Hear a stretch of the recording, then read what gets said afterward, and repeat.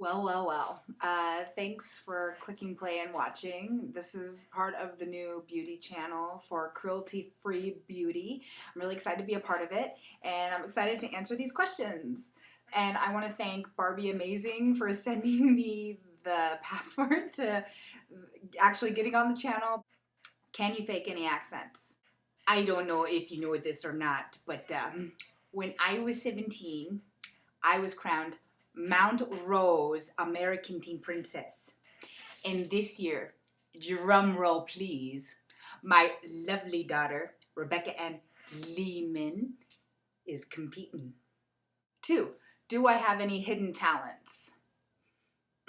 Well, I can act. I did a lot of costume design and makeup and hair design when I was in college. I baton trolled for 8 years. 3. 2 things I consider myself to be good at. I'm always good at finding a deal. Always. And 2, I think I'm really good at remaining like really even keel. Like even if everything's going down around me and everyone's freaking out, I can always somehow remain like the calm like voice and people can come to me and I'll just stay cool. Number 4, 2 things that I consider myself to be bad at. Cleaning. I'm horrible at cleaning. I hate cleaning. I hate it. And 2, I'm horrible at making a decision. I'm the biggest procrastinator you've ever met. I can't. I always am just like, oh, I could do this, or I can do that, or I could do this, or I could do that. I can never make a decision, and I annoy myself. 5, any siblings? Describe them. I have 2 younger sisters. One's 10 years younger than me, and she's 20. She lives at home, and she goes to school. And I have another sister that's 25, and she's mentally handicapped. She's got the ability of like a 2-year-old, so she requires a lot of care. But, you know, I love her to pieces, and she's my baby sister.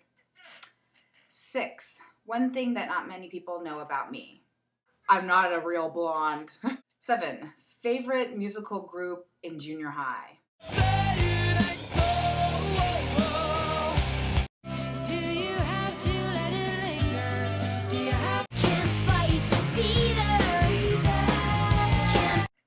What did I want to be when I grew up?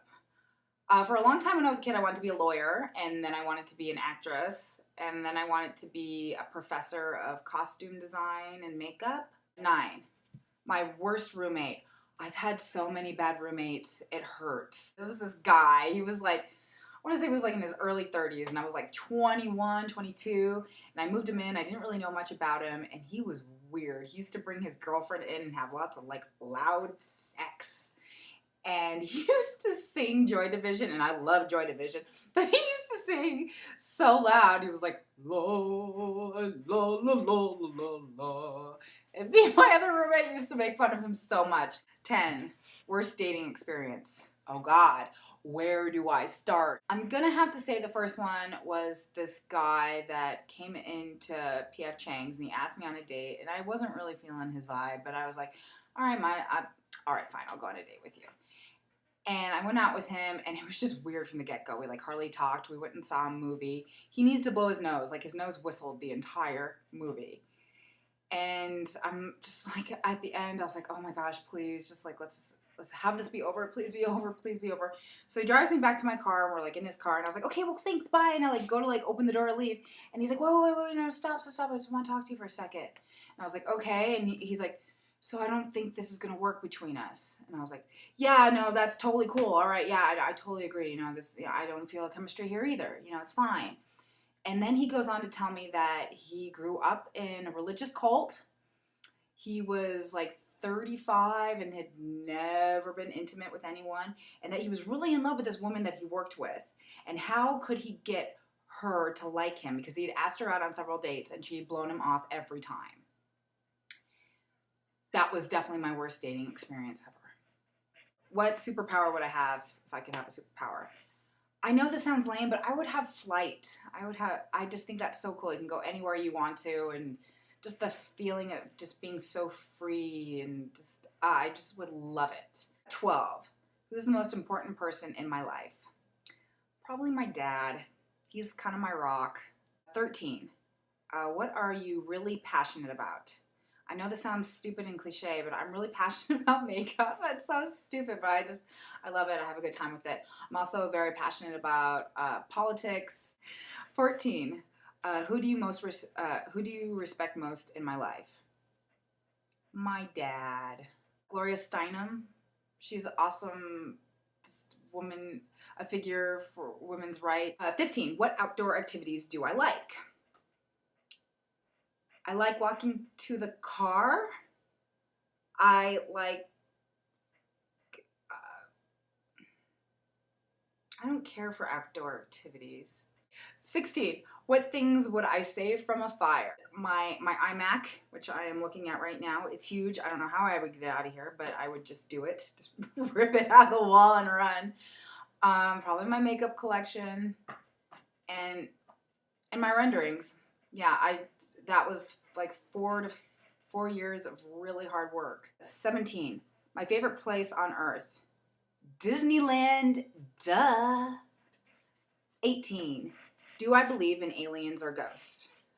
Aliens, I mean, do I think they're big green, light green guys with big bulbous heads? No. I'm sure there's something out there. There's got to be.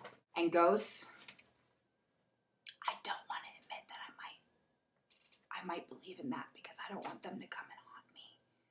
Because I'm a real wuss when it comes to stuff like that. 19. Any phobias? I am deathly afraid of the dark. What is the greatest invention of my life? I'm going to have to go with everyone else. The internet is pretty much amazing. And chocolate salted caramels. What is the secret to a good life? I think just being satisfied in yourself and just being happy and content with who you are. I think that can mean a lot of things to a lot of people, and it probably means multiple things to a lot of people. But whatever that is to you, you just got to find it and you got to do it. If I could live anywhere, where? Like Portland, Oregon, and I could definitely see myself living there one day, or maybe if I ever came into enough money to own a second home, I would get one there. What is my goal, and do I think I'll achieve it? My goal is to eventually own my own place that's successful, and do I think I'll achieve it? Yes. What is the craziest thing I've ever done? I was a theater major. I've done lots of crazy, weird things. I was the pledge master of the theater fraternity, and we used to do some pretty weird stuff to the people pledging for the fraternity. Here's one thing that I did that I always think is really funny. It's a funny story. There was this one guy that he had this sign. He had this sign on the back of his car that looked like this. It said "No fat chicks," like that. And this is back when I was like 300 pounds, and he was just a dork. I just thought he was the dumbest guy ever. And he had this. And I was like, are you kidding me? And I was like walking through the parking lot to the theater one day, and I saw it, and I was like, who the fuck? Oh, excuse me. I was like, who did that? That is so rude. So I was like, I walked in the costume shop, and I was like, some guy out there has this car that says "No fat chicks" on it. I can't believe it. And his name was Mark, and he's sitting there, and he's like, oh, that's my car. I was like, excuse me? So I went and I grabbed a wire hanger from off of where all this clothes were hanging. I grabbed it and I started unwiring it.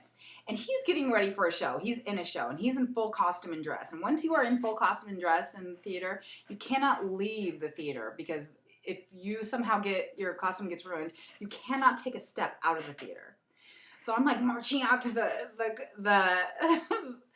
parking lot, and he's running after me. He's like, Heather, what are you gonna do? What are you gonna do? What are you gonna do? And I was like, so I get out to his car and I break into it with the wire hanger. Okay, I open it up and I'm crawling through the back, because it's one of those like see-through ones that you put like on the back of your window.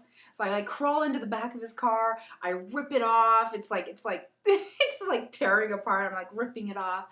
And I put a sign that looked like this on the back of his car, and I taped it up, and he's standing there like at the edge of the door, and he can't come out, and I'm right outside. He could see me doing everything. It was so funny.